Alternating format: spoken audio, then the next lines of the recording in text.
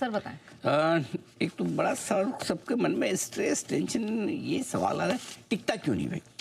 तेजी टिकती क्यों नहीं? हाँ, बार बार ऊपर जाते हैं, गिर जाते हैं, पिट पिटा के वापस नीचे आ जाते हैं। तो आज भी ऐसा ही हुआ, खुले मजबूत। और मैं कह भी रहा था कि मजबूत ना खुले, नीचे खुले तो बेहतर है। ऊपर खुलते मतलब कोई तो है जिसके मुंह में पानी आता है ग्रीन में देखते हैं निफ्टी को। कल हमने देखा था, कल नेगेटिव ओपनिंग हुई थी। एग्जैक्टली, नेगेटिव होने पे फिर भी थोड़ा एक एक्शन तेजी का बन जाए, लेकिन जैसे तेजी में खुलते हैं वहाँ से पिटाई जोरदार होती है, नंबर 1। नंबर 2, गिरावट की वजह क्या है, क्यों गिर रहे हैं बाजार, ये भी जानना समझना जरूरी है। मजबूत सपोर्ट अब कहाँ है बाजार में आज के लिए भी और आने वाले समय के लिए भी? किन लेवल्स के नीचे अगर बंद होता हुआ दिखे तो पोजीशन हल्की करनी चाहिए।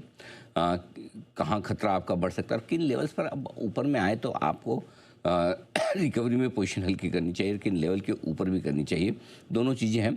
और किन लेवल के नीचे बंद होने पर खतरा बढ़ेगा, ये सारे सवाल हैं जिनके लेंगे जवाब।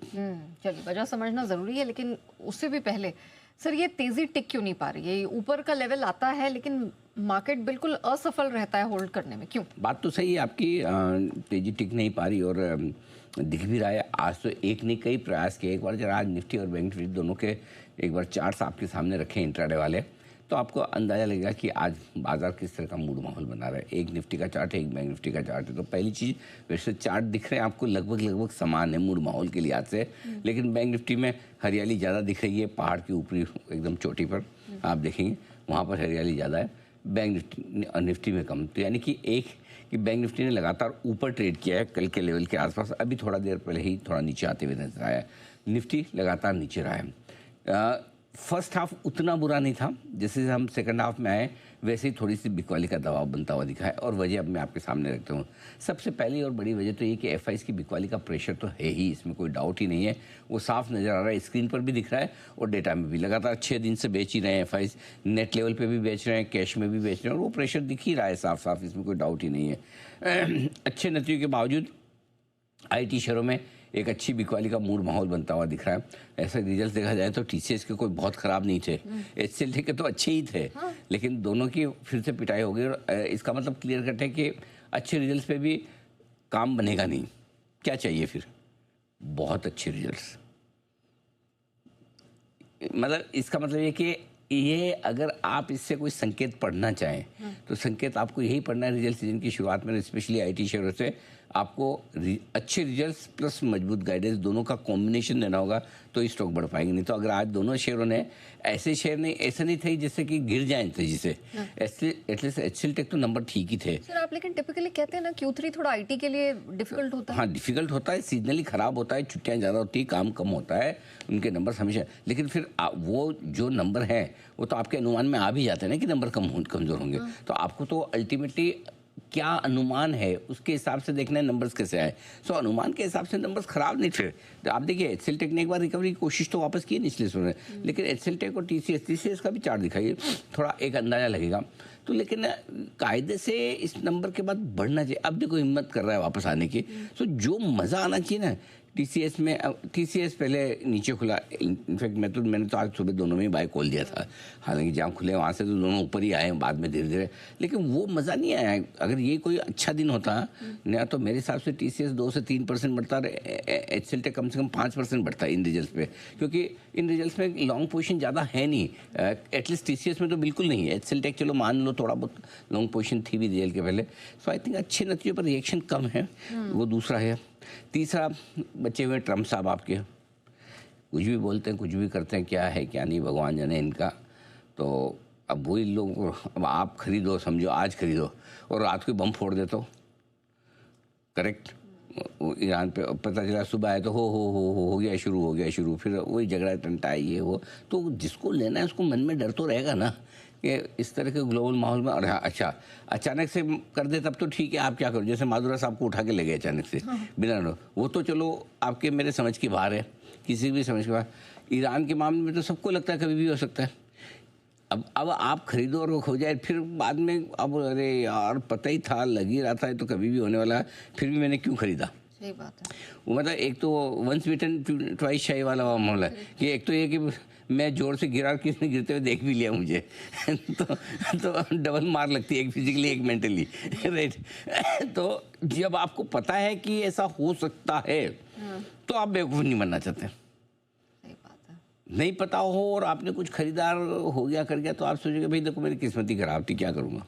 तो ये सा है, तो वो दूसरी चीज़ है। तीसरी चीज़ तो ये तीसरी होगी। चौथा, रुपया फिर से कमज़ोर कर दिया आपने आज, है ना। कल 1 पैसा मजबूत किया था तो बड़ी कॉलर ऊंची की गई थी, आज 14 पैसे कमज़ोर। 3 दिन में, ये 4 दिन में तीसरी बार है जो 14 पैसा गिरा है रुपया। हाँ। कल 1 पैसा, उसके पहले दोनों दिन 14 पता। एक तो पता नहीं 14 पैसे से किसका क्या प्रेम हो गया है। 3 दिन से 14 पैसे गिर रहा है रुपया, फिर कमज़ोर। रुपये के साथ साथ कच्चा तेल अभी भी $64 के ऊपर ही है, वो मैंने लिखा नहीं। इसके अलावा 1 हफ्ते से जो गिरावट का माहौल बना हुआ है बाजार में, उसमें सेंटिमेंट बड़ा कमज़ोर हो गया। हो क्या रहने हैं कि रोज़ लोगों के मन में अब डर बैठ गया है, आज किसका नंबर, हाँ, है ना। वो डर है, आज किसका नंबर, अब कौन सा गिरेगा। और सबसे ये शुरुआत हुई है दिग्गजों में, ये शुरुआत की रिलायंस ने। आप देखिए रिलायंस में जिस तरह से ऊपर से 1611 का हाई बनाने के बाद, हमने वो रिसर्च भी रखी थी, एआई डेटा भी रखा था कि वहाँ से गिरने के चांस बहुत ज़्यादा है। आप आज भी देखिए रिलायंस, अब मुझे बताओ अब ऐसी क्या वजह है जहाँ ओएनजीसी और ऑयल इंडिया टॉप गेनर में आज, और रिलायंस अकेला 2% नीचे है। अब रिलायंस 2% नीचे हो और आप ये सोचो कि निफ्टी ½% भी ना गिरे, ऐसे तो कैसे हो सकता है। तो अल्टीमेटली सबसे बड़ा जो कल्प्रिट है मार्केट में गिरावट वाला, वो तो रिलायंस है। उसके साथ एलएनटी देखिए, पता नहीं क्या वजह है कि सारे कैपिटल गुड शेयरों में इतनी तेज़ गिरावट होती दिख रही है। एलएनटी आपका 4% करीबन नीचे है, ये भी कम ही देखने को मिलता है। सो कहीं ना कहीं आपको फिर ट्रेंड देखिए, आज 5% ये फिर गिर गया। तो कुछ ना कुछ, किसी दिन भेल का नंबर लगेगा, किसी दिन मनापुरम का लगेगा, किसी दिन चोला का लगेगा। तो वो रोज़ है ना, इसकी वजह से एक एक स्टॉक को पकड़ के जो धुलाई होती है, उससे सेंटीमेंट हो गया है ख़राब। सही बात तो ये मेन प्रॉब्लम ये है, ये सारी दिक्कत है एक। और बचा एक और ये कि अभी माहौल ऐसा कि सबको बेचना है, खरीदना किसी को ही नहीं है। खरीदने वाले सोचे आज निकल खरीदेंगे, वो अपना बाइंग डिसीजन हर आदमी पोस्टपोन करता है, और सेलिंग डिसीजन जिसका है वो तो एफआईज है, उनको तो बेचने कोई ले ना ले, ज़्यादा लेंगे तो ज़्यादा बेचेंगे, कम लेंगे तो कम बेचेंगे। तो हो यही रहा है कि एक और जहाँ वही मैं जो एक बोलता हूँ ना, मेरा पेटेंट वो बिकवाली का दबाव, खरीदारी का अभाव, दोनों एक साथ है। इसमें है शेयर के भावों का बहाव बिल्कुल वैसा वाला हाल। तो ये सारी चीज़ें हैं जो बाजार को कमज़ोर किए हुए हैं। बस सर, एक्सपायरी का एक्शन है तो क्या लग रहा है आखिरी 1.5 घंटे में थोड़ा एक्शन और बढ़ेगा, और मतलब किस तरफ? देखिए आखिरी 1.5 घंटे के एक्शन में एक आध चीज़ जो ध्यान रखने वाली बात है, वो बहुत इंपॉर्टेंट इंटरेस्टिंग है। पहली चीज़ तो आज पूरे दिन पर बाजार में एक अच्छा इंटरेस्टिंग कारोबार हुआ है। ऐसा नहीं कि एक तरफा गिरावट हुई है, बाजार मजबूत भी रहे, नीचे से बार बार ऊपर आने की कोशिश भी की है, लगातार उतार चढ़ाव भी हुआ है। आज का मार्केट देखेंगे 2 टुकड़ों में देखेगा, जहाँ एक और आपको निफ्टी और साथ ही मिड कैप सेलेक्ट इंडेक्स 2 लाइए। निफ्टी 160 पॉइंट नीचे, मिड कैप सेलेक्ट इंडेक्स लगभग 1% नीचे है, ठीक है। ½ % निफ्टी नीचे, 1% नीचे मिड कैप सेलेक्ट है, ये 2 कमज़ोर है। दूसरी ओर आप लाइए बैंक निफ्टी को, जो मुश्किल से, ये तो अभी 100-125 पॉइंट नीचे आया है। बैंक निफ्टी हार्डली कमज़ोर है। स्मॉल कैप इंडेक्स भी सिर्फ 5 पॉइंट नीचे, वो भी अभी लाल निशान में आया जब हमने शो शुरू किया। अदरवाइज ये 2 कंपेरेटिवली मजबूत हैं। इसका मतलब क्लियर कट है कि दोनों तरफ के ट्रेड हो रहे हैं, और ऐसे में मेरा ये मानना है कि अगर रिकवरी आएगी तेज़ी की तरफ तो उसकी लीडरशिप बैंक निफ्टी में ही रहेगी, और गिरावट की लीडरशिप आपके रहेगी तो पूरी की तरह से निफ्टी की तरफ से। तो अब लेवल कौन से इंपॉर्टेंट है? 25,475, 25,625 ये रेंज है जो आखिरी सपोर्ट लेवल है, ठीक है। और बैंक निफ्टी पर 59,150, 59,250 ये आपके लिए रेंज है सपोर्ट के तौर पर, ठीक है। ऊपर की तरफ 25,775, 25,875 की रेंज में आपके लिए लगातार प्रॉफिट बुकिंग आती दिखेगी। 59,575, 59,775 ये वो रेंज है जो जहाँ पर आपको प्रॉफिट बुकिंग बैंक निफ्टी में आती हुई दिखेगी। नंबर 2, अगर निफ्टी 25,600 के नीचे आज बंद होता है और बैंक निफ्टी 59,150 के नीचे बंद होता है तो कमजोरी बढ़ने के संकेत आपको मिलेंगे।